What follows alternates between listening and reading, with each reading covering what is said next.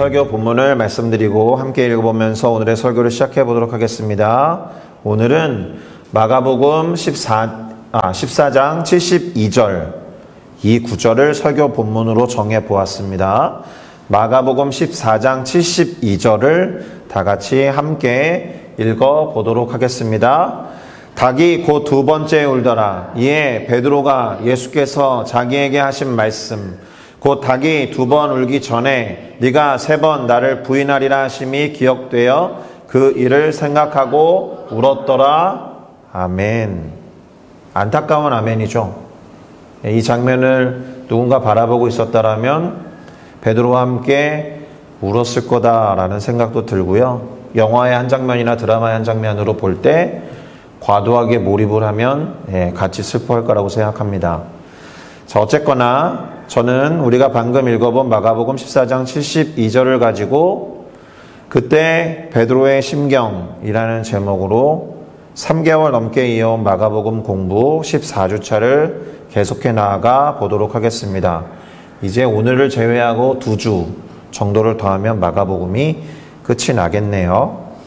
자, 우선은 우리가 마가복음을 각 장 계속해서 매주마다 공부할 때 그 장을 들여다보는 키워드 또는 안경을 하나씩 제시하면서 지금까지 왔지 않습니까? 그래서 마가복음 14장도 어떠한 시각으로 바라볼 것인지 정해보았는데요. 그것은 베드로입니다. 우리가 찾아 읽어본 오늘 설교 본문도 베드로가 예수님을 부인한 뒤에 보인 그의 반응을 기록하고 있고요. 그리고 그 구절이 이 마가복음 14장의 마지막 구절이면서 동시에 이 장의 핵심 인물이 베드로이기 때문에 그렇습니다. 그런데요, 혹시 그런 이야기를 들어보신 일이 있으신지 모르겠습니다. 마가복음을 베드로복음이라고 부르는 경우가 있습니다. 베드로가 적었냐? 마가는 뭐냐? 뭐 이런 생각과 질문이 떠오를 텐데 이게 무슨 말이냐 하면 마가라고 부르는 요한이 그러니까 마가 요한이라고 부르는데요. 마가는 마르코스에서 왔어요. 그러니까 헬라식 이름인 거고 요한은 우리가 잘 알듯이 이스라엘 히브리식 이름인데요. 마가 요한이 작성한 복음서인 거는 틀림이 없습니다. 마가복음이. 그런데 이 마가복음을 기록하기 위해서 얻었던 출처 그리고 누구의 이야기를 들으면서 썼느냐라고 할 때 대부분의 이야기를 베드로로부터 들었고 베드로가 말하는 것을 마가 요한이 받아 적었다라고 보는 견해가 거의 정설입니다. 그러니까 마가 요한이 거의 베드로의 비서 같은 역할을 했다라는 이야기가 있습니다. 이 마가 요한에 대해서 어느 정도 알고 계실까요? 이미 말씀드렸듯이 마르코스 요한이라는 뜻이 되는데 우리가 마가의 다락방이라고 부를 때 그 마가가 이 마가복음을 쓴 마가 요한이고요.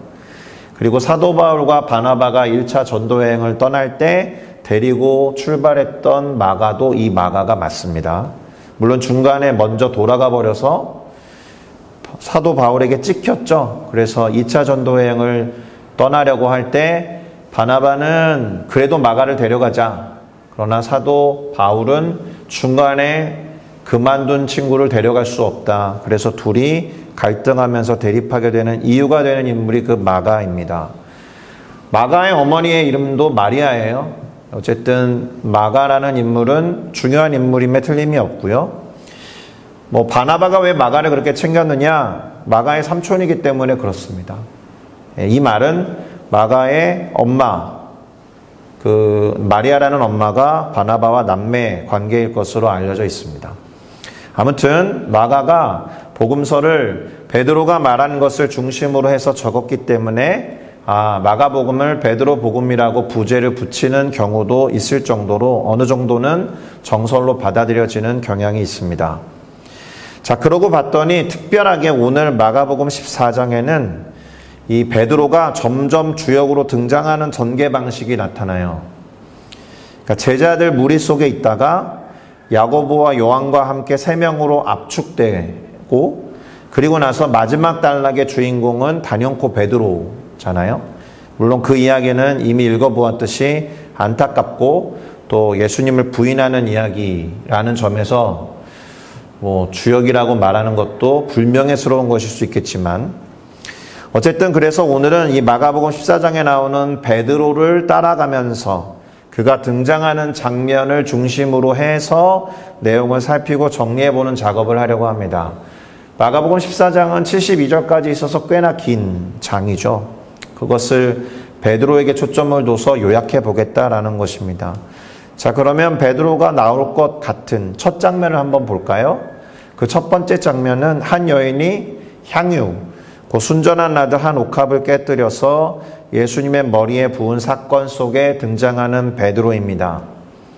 사실은 베드로의 이름이 구체적으로 나오는 건 아니에요. 제자들 무리 중에 베드로가 섞여 있을 뿐인데요. 이 사건 속에서 제자들은 그 여인의 행동을 나무라는 사람들로 그려져 있습니다. 4절과 5절을 한번 읽어 드릴게요. 어떤 사람들이 화를 내어 서로 말하되 어찌하여 이 향유를 허비하는가? 이 향유를 300데나리온 이상에 팔아 가난한 자들에게 줄 수 있었겠도다 하며 그 여자를 책망하는지라. 이렇게요. 물론 베드로를 비롯한 제자들이 이 여인을 책망했다거나 비판했다라고 확정지어 적혀 있지는 않습니다. 그러나 이 여인을 적극적으로 옹호한다거나 그 여인의 행동을 이해했던 사람은 아닌 것은 또 분명하죠. 만약에 베드로가 이 여인의 행동을 이해하고 이 여인이 행동했던 어떤 이유에 대해서 분명히 말하는 사람이었다라고 하면 마가복음에 또 다른 복음서에라도 기록되어 있어야 하거든요. 그러니까 그런 사람은 예수님 이외에는 아무도 없었다라는 점에서 이 여인의 행동을 이해하지 못하는 다수의 사람들 속에 12제자를 비롯한 심지어 가룟 유다는 대놓고 뭐라고 했으니까 베드로가 포함되어 있었을 가능성이 높습니다.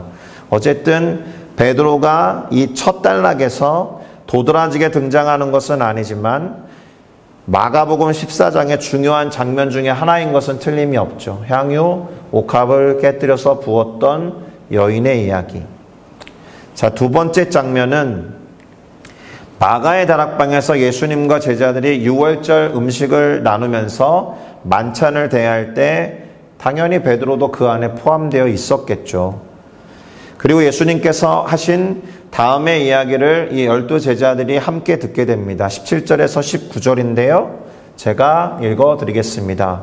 날이 저물었고요. 그 12를 데리시고 가서 다 앉아서 먹을 때 예수께서 이르시되 내가 진실로 너희에게 이르노니 너희 중에 한 사람이 곧 나와 함께 먹는 자가 나를 팔리라 하신대 그들이 근심하며 하나씩 말하기를 나는 아니지요 하고 말하기 시작하니 예수님께서 제자들 중에 한 명이 나를 팔 거다라는 말을 듣게 됩니다. 제자들이 한순간에 충격에 빠진 거죠. 그래서 우리들도 그 자리에 있었다라면 똑같이 예수님 저는 아닐 거예요. 저는 아니죠. 이런 식의 이야기를 하게 됩니다. 이제 문득 가룟 유다도 이 얘기를 했을까라는 생각이 좀 들긴 합니다. 가룟 유다도 예수님 저는 아니죠 라고 했을까. 어쨌든 여기에서도 베드로라는 이름이 명확하게 등장하고 있지는 않지만 당연히 12 안에 포함되어 있었으니까 베드로가 이 현장에 있었고 똑같이 저는 아니죠 라고 말했을 것이다 라고 생각하는 것은 어려운 일이 아니죠. 자, 그리고 이제 세 번째 장면으로 넘어가 볼 텐데요. 예수님께서 제자들과 함께 감람산, 올리브산이라고 부르는데요. 거기로 이동하시는 장면에 드디어 베드로의 이름이 실제적으로 언급이 됩니다. 그 구절을 한번 읽어볼 텐데요. 27절부터 31절입니다. 이것도 제가 읽어볼게요. 예수께서 제자들에게 이르시되 너희가 다 나를 버리리라. 이는 기록된 바 내가 목자를 치리니 양들이 흩어지리라 하였음이니라. 그러나 내가 살아난 후에 너희보다 먼저 갈릴리로 가리라. 베드로가 여짜오되 다 버릴지라도 나는 그리하지 않겠나이다. 예수께서 이르시되 내가 진실로 네게 이르노니 오늘 이 밤 닭이 2번 울기 전에 네가 3번 나를 부인하리라. 베드로가 힘있게 말하되 내가 주와 함께 죽을지언정 주를 부인하지 않겠나이다 하고 모든 제자도 이와 같이 말하니라 이렇게 적혀 있습니다. 여기에 이제 베드로가 다 버릴지라도 저는 안 그럴 겁니다. 이렇게 말하는 장면에서 이제 이 마가복음 14장에서 처음으로 베드로라는 이름이 언급되기 시작합니다. 심지어 예수님이 닭이 2번 울기 전에 베드로가 3번 당신을 부인할 거다라는 말을 들었음에도 불구하고 힘있게 말하면서 힘주어 말하면서 내가 죽으면 죽었지, 주님과 함께 죽으면 죽었지 주님을 부인하지는 않을 것입니다 라고 다짐을 했던 명확한 인물 베드로가 언급되어 있습니다. 이렇게 12명의 제자들은 사실 마지막 날이라고 부르는 그날에 충격적인 이야기를 계속해서 예수님으로부터 듣고 있습니다. 누군가를 스승이신 예수님을 팔아넘긴다라고 하셨고, 또 나머지 제자들은 당신을 버리고 도망갈 거라고 하시고, 심지어 베드로는 예수님을 3번이나 부인한다라고 했으니까 그야말로 이때의 분위기는 초토화 되어 버렸을 겁니다.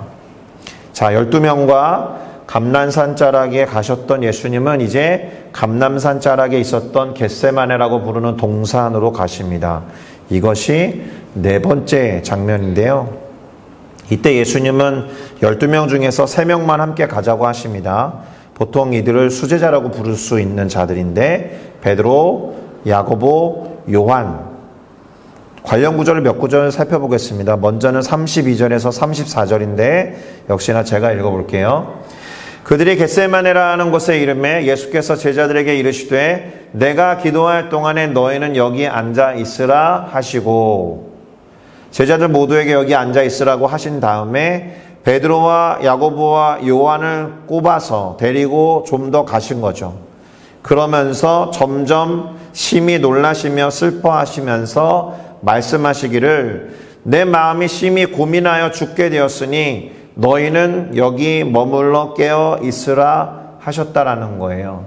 2단계로 나뉘는데 베드로와 야고보와 요한을 제외한 가룟 유다는 아마 없었을 텐데 8명의 제자들에게는 여기 앉아 있으라 라고 하시고, 수제자라고 생각하는 3명의 제자에게는 여기 머물러 깨어 있으라 라고 하셨다라는 겁니다.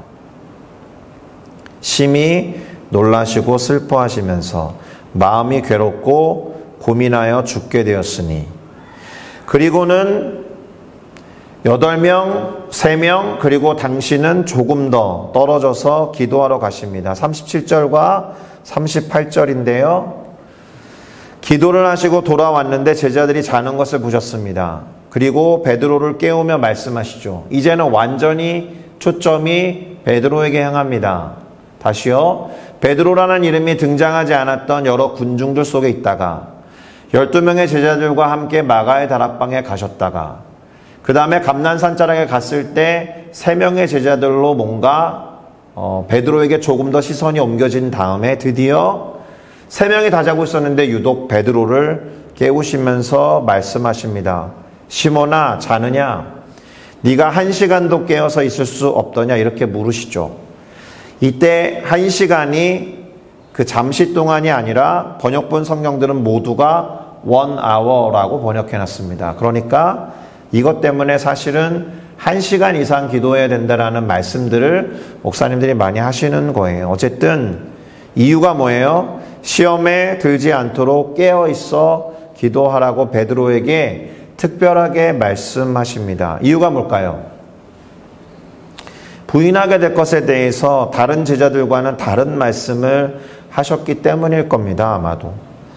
예수님도 마음이 쓰이셨을 것이고, 심지어 다른 복음서를 참고해보면 베드로를 사탄의 세력이 흔들고 시험하려고 까부린다라는 표현까지 쓰시면서 생각하셨기 때문에 다른 복음서에 그렇게 기록된 것을 참고해보면 베드로는 정말로 시험에 들지 않게 깨어 기도했어야 했던 겁니다.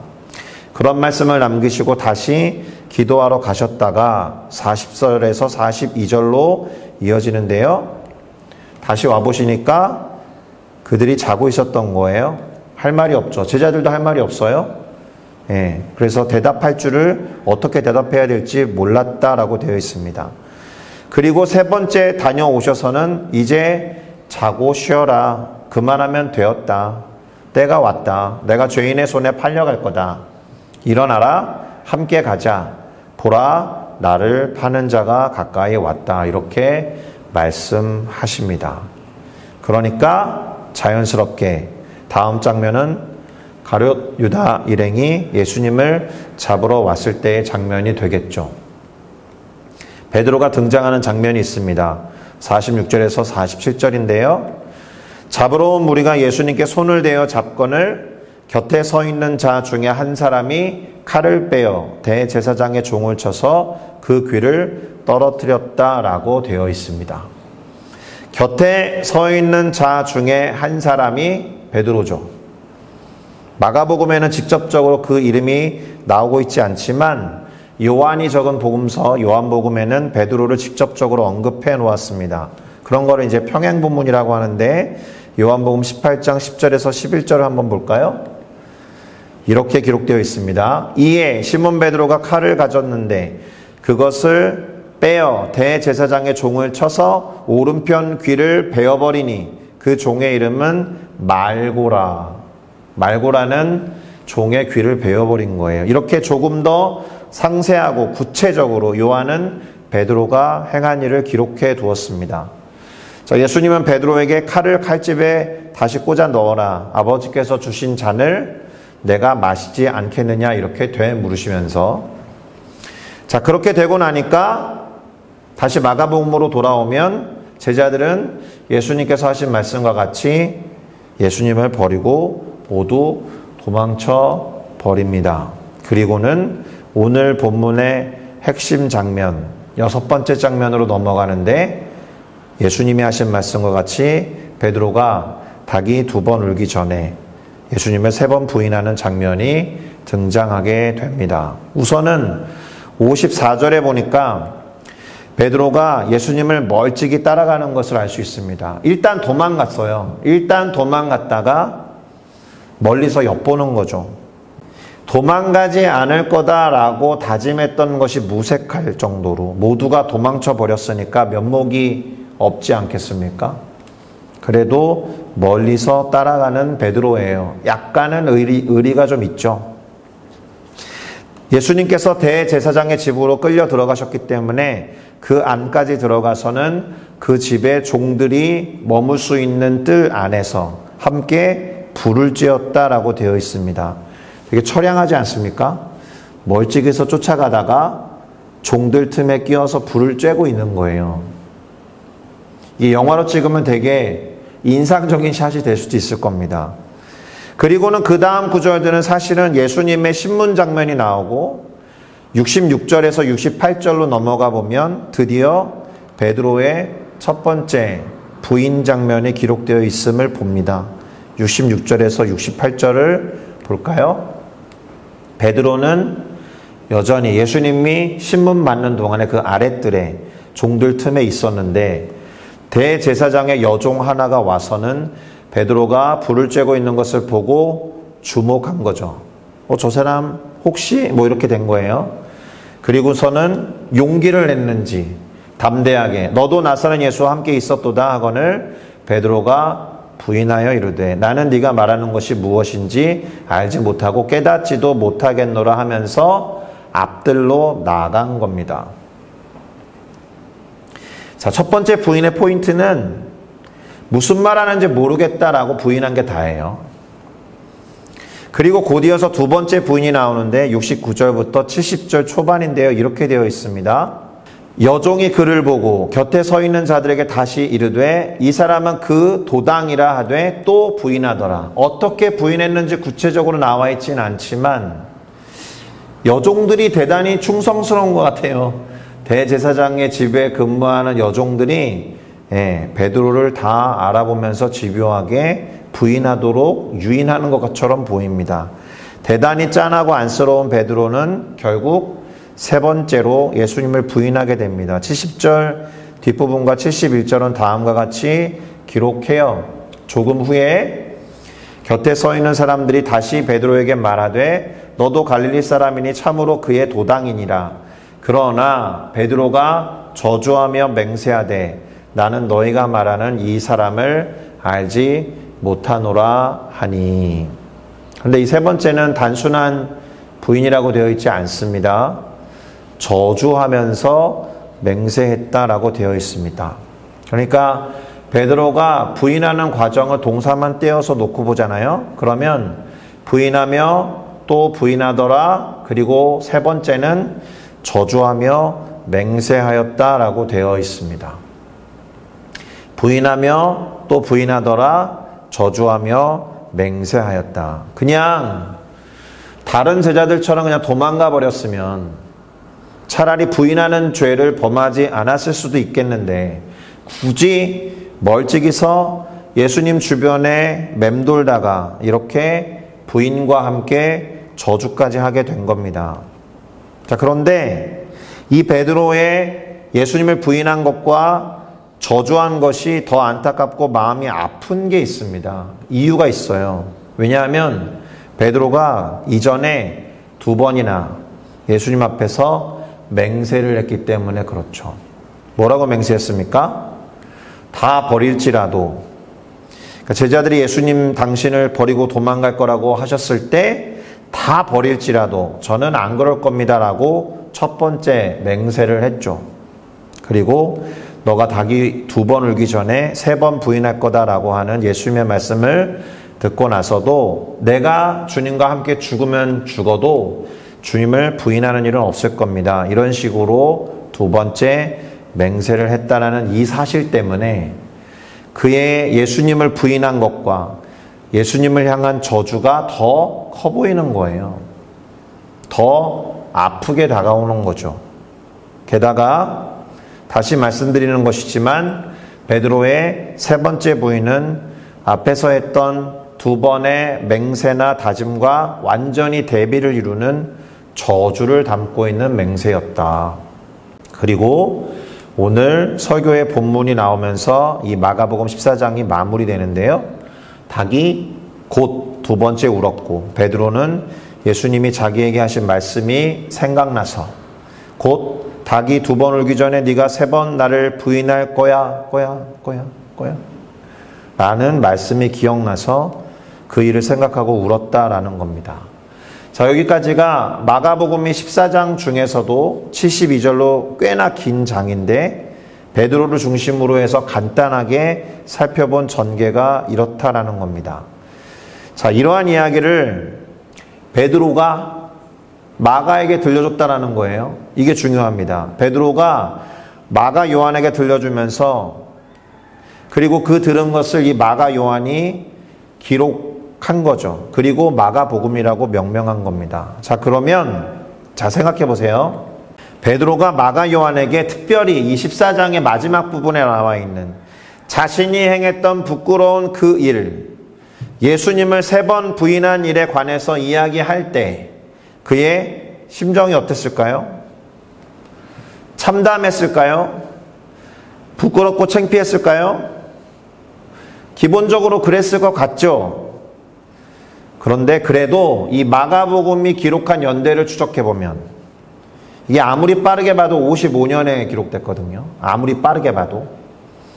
이 말은 예수님이 승천하시고도 20년 정도가 흐른 다음 이야기였다. 그러면 그동안에 베드로에게 많은 일들이 벌어졌을 거 아니에요. 그리고 이미 베드로는 성령을 체험했고 사도행전에 등장하는 그 능력 있는 베드로의 모습으로 바뀌어 있는 상태에서 이미 시간이 흐른 다음에 이야기하고 있다. 그러니까 부끄럽고 창피하고 참담하고 그런 수준은 많이 줄어들었을 상태에서 이야기했을 겁니다. 다시 말하면 제가 이야기하고 싶은 것은 이런 거예요. 참으로 다행스럽게도 베드로는 그 이야기를 비교적 편안하게 그리고 담담하게 할 수 있는 상태로 바뀌어 있었다. 왜냐하면 그때 그 일로써 베드로의 삶과 베드로의 신앙이 끝이 난 게 아니었기 때문에. 완전히 대비되는 사람 있죠. 가룟 유다와 같이 예수님을 팔아버리고 자신의 목숨을 끊어버리는 식으로 행동하지 않았으니까, 베드로는. 그러니까 베드로가 예수님을 3번이나 부인했지만 가룟 유다와는 다르게 베드로는 그것으로, 그의 그러한 어떤 경험으로 그의 삶과 예수님과의 관계를 끝나게 하지 않았기 때문에, 물론 예수님께서 베드로를 그렇게 내버려두지 않으셨다라는 것이 더 정확한 표현이죠. 낙심하고 있었던 베드로를 찾아오셨고 3번을 부인했던 베드로에게 네가 나를 사랑하느냐라고 3번이나 물으시면서 그를 회복시켜 주셨던 경험이 있죠. 자, 정리를 해보겠습니다. 베드로의 예수님을 부인한 사건은 사복음서 모두에 기록되어 있습니다. 이게 의미가 있죠. 이 말은 역사적인 사실이라는 뜻이 되는 것 외에도 그렇게 기록해야만 했던 다른 이유가 있었다라는 것을 의미합니다. 그걸 다 나열해서 말씀드릴 수는 없겠지만 특별히 그런 이유들 중에서 이 기록을 읽고 있는 우리들을 향한 어떤 유의미한 이유가 있을 것 아닙니까? 그러니까 사복음서 모두에 기록되어 있는 것이죠. 그것이 우리에게 주는 교훈이 무엇인지를 깨닫는 것이 오늘 마가복음 14장을 살피는 가장 중요한 이유가 될 겁니다. 그러기 위해서 이런 말씀을 드려야 되는데요. 예수님께서 당신의 제자가 되는 방법에 대해서 말씀하신 적이 있습니다. 먼저 결론부터 말하면 예수님의 제자로 살아가는 게 쉽지 않다라는 것을 방증하는 예겠죠. 베드로의 예수님 부인 사건은. 자, 심지어 예수님은 당신의 제자가 되고자 한다면 자기를 부인할 것, 자기의 십자가를 질 것, 모든 것을 버려두고 당신을 따르라라고 했는데 베드로는 완벽하게 정반대로 행동했죠. 자기를 부인하는 대신에 예수님을 부인했죠. 예수님을 부인하지 않고 자기를 부인했다라면 예수님과 함께 저는 죽겠습니다라고 했으면 십자가를 짊어지고 아마 같이 못 박혔을 수 있습니다. 그리고 모든 것을 다 내려놓고 예수님을 따랐던 어부 베드로였지만 지금 이 순간만큼은 예수님을 버려두고 도망간 것과 같은, 심지어 예수님을 부인했고 저주했으며 모른다라고 맹세까지 했으니까 이 장면으로 정말 끝났다라면 베드로는 예수님의 제자라고 말하기가 어려운 상태에 놓이게 된 겁니다. 그러니까 사실 결론부터 말하면 베드로의 이야기는 신앙생활이나 제자로서의 삶이 결코 쉽지 않다라는 것을 보여주는 예가 돼요. 그 어떤 다짐이나 그 어떤 맹세나 개인의 힘과 노력으로 그것이 되지 않는다라는 것을 보여주는 정확한 예가 된다라는 겁니다. 자, 그러면 어떻게 해야 될까요? 어떻게 해야 되죠? 다시 베드로가 울었던 장면으로 돌아가 보겠습니다. 오늘 설교 본문을 한 번 더 꺼내서 살펴보시도록 하죠. 72절입니다. 닭이 곧 2번째 울었죠. 베드로가 슬퍼한 이유가 나옵니다. 뭐죠? 부인했다는 사실보다 먼저 떠올린 게 있습니다. 노란 글씨로 표시해놨듯이 예수님께서 자신에게 하신 말씀 때문에 더 슬펐던 거예요. 사실은 예수님이 하신 말씀처럼 되었으니까요. 만약 예수님이 그 말씀을 하지 않으셨다라면 자기가 부인하게 될 것 자체를 몰랐을 테고, 누구나 부인할 수 있었을 것이다라고 어떻게 보면 합리화할 수도 있는데 예수님이 그 말씀을 하셨기 때문에 자기는 안 그럴 거다라고 다짐까지 했으니까 예수님께서 자기에게 하신 말씀이 더 그를 슬프게 만들었다라는 겁니다. 자, 그런데 베드로가 예수님이 하신 말씀이 기억되어 그 생각 때문에 울었다라는 구절에 주목하면서 우리는 이런 이야기를 확장해서 할 필요가 있습니다. 지금 예수님이 하신 말씀처럼 베드로가 예수님을 부인했잖아요. 그런데 예수님이 하신 말씀대로 베드로는 교회의 반석이 되었다. 무슨 말을 하려고 하는 걸까요? 사실은 14장 전체를 자세하게 들여다보진 않았지만 이 14장 본문만 놓고 보아도 예수님은 베드로야 네가 나를 부인하게 될 거야 라는 말씀 이외에도 베드로가 기억해야 하는 말씀을 더 하셨어요. 나는 부활해서 갈릴리에 니네보다 먼저 가 있을 거야 라든가, 너 시험에 들지 않도록 기도해라. 어떻게 보면 베드로가 기억하고 떠올려야 되는 말씀은 14장만 놓고 봐도 더 있고, 그 이전부터 쌓아왔던 예수님의 말씀들을 다 고려해 보면 사실은 훨씬 더 많을 겁니다. 기억해야 한다면 네가 부인하게 될 거다라는 말씀만 기억해 냈어야 했을 거다라고 생각할 수 없죠. 아닐 겁니다. 예수님으로부터 들었던 말씀들, 예수님이 하신 여러 가지 말씀들을 놓치지 않고 기억하고 그 말씀대로 되기를 바라면서 기도해야 했던 거죠. 예수님 그렇게 말씀하셨거든요. 네가 1시간 동안도 깨어서 기도할 수 없는 거냐. 자, 제자로 살아가는 거 쉽지 않아요. 신앙생활 자체가 쉽지 않습니다. 그런데 재미있는 게 있습니다. 그런 이야기가 성경에 다 써 있어요. 그래서 이겨내야 한다. 견뎌내야 한다. 인내해야 한다. 너의 구원을 이루어내라. 환난과 시험이 닥칠 때 어떻게 해라. 성경에 하나님이 직접 말씀하신 것도 있고 하나님이 하나님의 사람들을 통해서 옮겨 적어 놓은 것도 있을 정도로 사실은 우리가 기억해야 하는 신앙생활이 어렵다, 제자로서의 삶이 어렵다라고 실제 삶을 살지 않아도 사실은 다 적어 놓으셨어요. 그러니 결론적으로 이렇게 말씀을 드릴 수 있을 겁니다.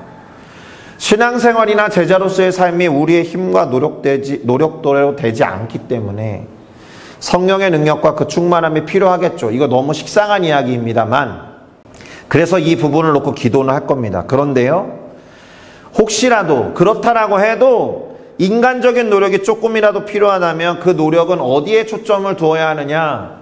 주님이 뭐라고 말씀하셨는지를 기억해내는 노력, 여기에는 초점을 둘 필요가 있겠죠. 주님의 말씀을 기억해내고 되새기면서 붙잡는 노력은 할 수 있는 노력 중에 아주 중요한 노력이 될 겁니다. 왜요? 결국에는 말씀대로, 약속하신 대로 될 것이기 때문에 그렇습니다. 심지어 성령의 능력과 성령의 충만함이 필요하고 그것을 의지해야 한다는 것도 심지어 말씀해 주셨죠. 그래서 그렇게 될 겁니다. 할렐루야. 마무리를 해보겠습니다. 자, 오늘 마가복음 14장은 베드로 중심으로 조금씩 드러나지 않다가 마지막 단락에서 완전히 중요 인물로 드러나는 베드로를 중심으로 살펴보았습니다. 그 이야기의 끝이 조금은 비극적이고 슬퍼 보입니다. 그런데 마가복음도 14장으로 끝나지 않은 것처럼 베드로의 삶은 예수님을 3번 부인한 것으로 끝나지 않았다는 것이 중요합니다.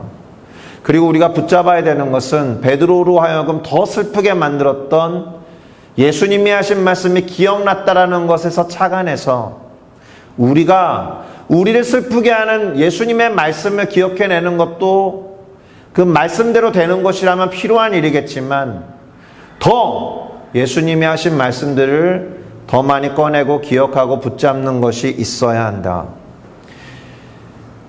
예수님이 베드로를 가만두지 않으셨잖아요. 이유가 뭐라고 생각하세요? 베드로에게 하신 말씀 때문에 그래요. 너 반석 위에, 네 위에 교회가 설 거야 라는 그 말씀을 하셨죠. 그리고 그 하신 말씀을 성취하셔야 되는 거예요, 예수님도. 그러니 베드로를 죽게 내버려 두거나 낙심과 낭망의 상태로 무기력한 상태로 둘 수 없죠. 당신이 하신 말씀을 지켜 행하는 신실하신 주님이시기 때문에 찾아가서 이 친구를 끌어내신 겁니다. 당신의 하신 말씀을 이루어내기 위해서 그를 다시 회복시키셨다. 그러니 예수님을 의지한다는 것은 어떤 것이냐? 예수님께서 우리들에게 또는 제자들을 통해서 하신 말씀을 신뢰하고 붙잡고 기억해내는 것에 있겠습니다. 그것이 마가복음 14장 72절까지 있는 이 장의 결론이 될 겁니다. 성령을 의지하시고 예수님이 하신 말씀을 끄집어내서 기억해내고 붙잡는 우리들이 되어야 할 줄로 믿습니다. 할렐루야. 베드로가 예수님이 하신 말씀 때문에 슬퍼했지만 거기서 그치지 않고 예수님이 하신 말씀대로 교회의 반석이 되었고, 지난주에도 질문하신 것처럼 왜 베드로가 첫 번째 교황이냐 이런 이야기를 한 것도 사실은 예수님께서 하신 거의 베드로 언약과 같은 말씀의 성취 때문에 그렇게 된 것입니다. 그의 예수님을 부인하는 슬픈 사건으로 끝나지 않았듯이 우리가 지금 견뎌가고 있고 힘들어하고 있는 인내나 또는 기도하고 있는 답답한 기도의 제목도 답답함으로 끝나지 아니할 것이고, 우리에게 약속의 말씀을 주신 그대로 이루시고 성취하실 거다라는 믿음과 소망을 가지고 포기하지 않고 여기서 그치지 않는 앞으로 쭉 나아가는 우리 모두가 되기를 예수 그리스도의 이름으로 축복합니다. 기도하시겠습니다. 하나님.